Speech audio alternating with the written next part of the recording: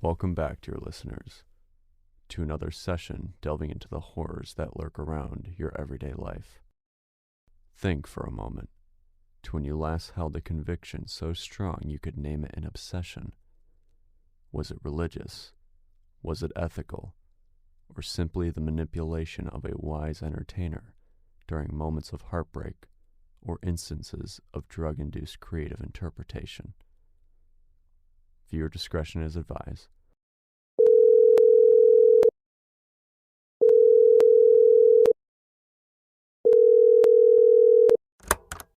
Good evening, caller. You are on the air. Please state your full name and relation to the horror. Good evening. I am Alexandra Hess, and I was the personal assistant to Yuki Omada in the months leading up to and during the Blood Book massacre. Omada always entertained melodrama in his novels. Were you ever a fan of the author before entering his service? Oh, yes, a massive fan.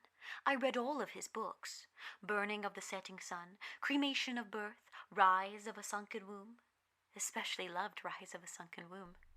Why is that, Miss Hess? Well, I... Miss Hess, please understand there is no pressure to surrender truth you do not yet deem ready for revelation. Thank you, Crowley, but I feel like I need to. I need someone to write down my story like Yuki Omada did for his late wife. Isn't that why you made the show? I'm impressed, Miss Hess. But why did you create this show, Crowley? Tonight is your story that deserves immortalization, not mine. Okay. Okay. So Rise of the Sunken Womb was about abortion, the birth of a child and loss of the future. I had a miscarriage with my ex-husband at the time, and the book helped me cope with the marriage falling apart and taking down a room we prepared for Lily. Yuki Omada moved to America shortly after my separation. I needed a distraction and, well, divorce can be expensive. So I sent in my resume via a friend working at Yuki Omada's publisher. The final interview was in his newly acquired Beverly Hills mansion. There were 9 of us sitting outside his empty home office. We were all talking about the movie deal he signed a few months earlier, the freshly single actor slated to play his protagonist, how the story took place in LA, and all the characters grew up all over America, in towns we knew, towns we lived in. When my turn came, I walked in, a slight fluttering feeling running from my stomach to my heart, in his mansion halls, already decorated in golden pictures of mythology, from Greek to Chinese, Icarus, Gong Gong, and Ravana. At the far end sat Yuki Omada on an Ottoman-styled throne. "Alexandra Hess," he said slowly, decisively. There was no smile, not any warmth to his words. He gestured towards an open chair with an open palm. "Come," he ordered. We were alone, and the door locked itself. "How have you come to be aware of my work?" he questioned me. I told him the same story I told you a few seconds ago. Finally, he broke into a tight-lipped smile. "That will be all," he said. I got the job. Yuki Omada. That is what he stipulated you call him, name and surname. He never wanted to be known as anything different from the print on his books. He was not like the celebrities we grew up with. He believed in privacy, but he believed in it less than everyone else. He would go out to the poorest regions and give out his books for free, with $500 hidden behind each cover. He would preach about keeping to the characters who comforted us in our darkest moments. How these characters are ours, not his, ours. He can only give us the characters, but the personality of each character, the interpretation, was us writing alongside him. The teaser trailer dropped for Burning of the Setting Sun, and it was clear that the main character and the story was desecrated from its original. The story was no longer about a boy coming to accept the darkness in himself as a fact that will always need to be tamed, yet he himself as a person to be accepted. It was now just focused on the physical aspect of fighting a mob in southern Italy. We, the fans, were all furious. Yuki Omada had me read the news to him. He had these thick eyebrows that almost formed a unibrow. With each sentence, they came closer and closer to ending the gap between. But he never allowed his stoic smile to fade.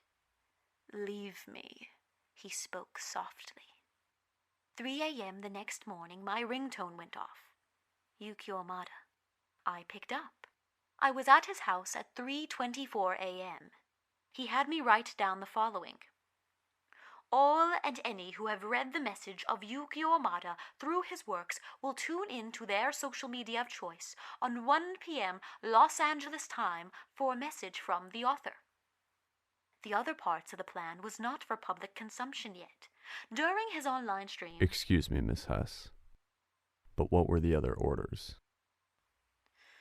During the live stream, the people had to be made aware of what they lost in the foreign disrespect of our character's face on the screen.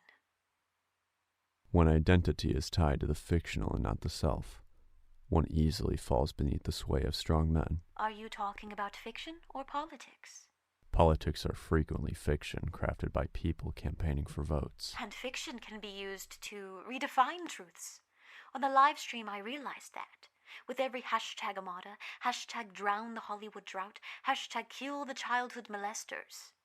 The chat devolved into collective howls for death and mutilation and decapitation of Vincent Andersson. The CEO at the time.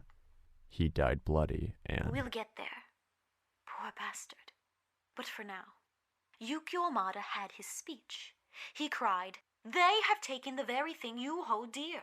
When I gave you a friend and rapture from your pain, they took it away. Where I was your ally, they are now your enemy. They take away what I have given you. Take it back. Take it back." At no point did you suspect what was to come. I tell myself I didn't, but honestly, I felt something was off. In his live streams and public speeches, he shouted and smashed his podium with gesticulation. But in private, he sipped tea and talked about the ocean waves, comforting the land during lonely nights of full moons. Metaphor for the comfort of oneness in nature, or for violence in relationships. You read Rise of the Sunken Womb? Yes. His meditation on the beauty and evil, found in the same acts through different eyes, encapsulated the divided word quite charmingly. Have you heard the theory of a hidden third explanation? I do not have the pleasure yet, no. Meaning is malleable to the power of the populace. The populace is malleable to the influence of art. Artists are the creators of meaning. Yukio Omada told me drunk one night after giving a keynote speech on hashtag Take Back the Book. I don't know how or when he even got a chance to write it, but he released a novel titled Twilight of a Father's Fate. The book must have been written, or at least mostly written, before he arrived to America. It was 1,000 pages of unifying a divided world under the wisdom of a Pajari, yet elites defile his message. The people follow the Pajari into the elite temple, where blood flows through stone slab canals of Mammon. The book ends before a conclusion in the confrontation. The book design was distinct from his other novels. Hardcovers with sharp edges dripping fake blood. On the cover was a mirror, and where the author name should be was the word us. Backlash against the $120 million film grew greater and greater. The studio invited Yukio Omada to make amends. He had me announce this on social media to attract crowds. The studio was pleased. A public display of reconciliation? PR at its best, the other personal assistant said in her email. Yukio Omada glided up the stairs as the crowd cried manias. His new book in his robes. The CEO of the studio, Vincent Andersson, darted his eyes over the crowd, each with the new book plastered to their hands, separated by barricades and police officers from their hero. Yukio Amada? Those were Vincent's last words. Yukio Amada punctured Vincent's neck with his book. Down on his knees, Yukio pummeled the book into Vincent's skull. Pieces of bone splintered into the microphone. Yukio Amada seized the microphone. Burn it down! The police could not draw their weapons before ravenous fans shoved their books down dislocated jaws and suffocating windpipes. A few smart officers fled. The bloodlusted policemen had their weapons turned on them by the mob. What did you do in these moments? I froze. Yukio Amada stared at his creation, whispered to himself, from pen to paper, to mind to action, and my greatest art. His whispers became incomprehensible, words deconstructed from full figures to little consonant clicks and vowel shrieks. The mob dragged blood-streaked corpses of fallen comrades and desecrated officers up the steps to Yukio Amada. He did not say anything. He turned and flung his book against the locked glass doors of the building. They joined, first 1, 2, 10, 50, 100. The windows cracked, and its inhabitants fled deeper into its glass womb. The books only halted when a final crash brought down a window. They streamed in like piranhas from a fiction tale. Yukio Amada remained outside. Only once each and every one of the acolytes had made it inside did he follow. Bullet wound bodies piled in the elevator he summoned. Disciple in security. His head nodded me to stand next to him.